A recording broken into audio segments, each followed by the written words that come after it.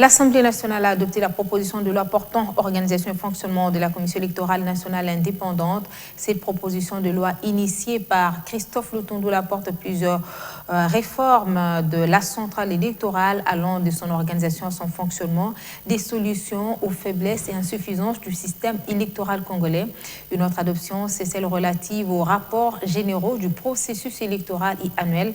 48 heures après présentation par le président de la Commission électorale nationale indépendante devant la représentation nationale, les 10 rapports ont été adoptés, moyennant des amendements et de recommandations face aux élus. Corneille Nangaa a demandé à ces derniers de ne pas lier les élections au recensement général de la population. Nous nous sommes apprêtés à cet exercice conformément à la loi. Nous avons clôturé un processus électoral. Il a fallu qu'un rapport y afférent soit présenté à la représentation nationale. C'est ce que nous avons fait.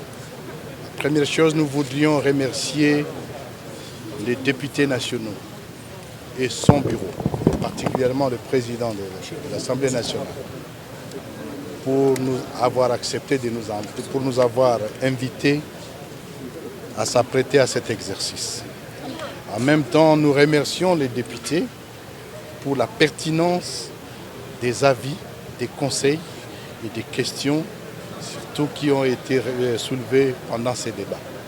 La CENI, en tant qu'organe technique, dont la mission est la conduite de tout processus électoral et référendaire, a apporté plus ou moins l'éclairage sur la question.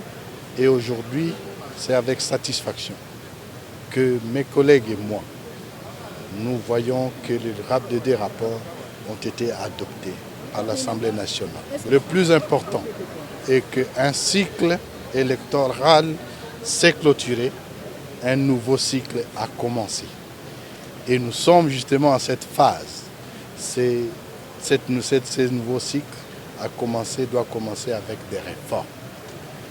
La CENI est disponible, elle reste disponible, conformément à la loi organique, à apporter ces éclairages techniques pour appuyer les députés nationaux et les sénateurs qui vont devoir entrer dans les débats de ces réformes.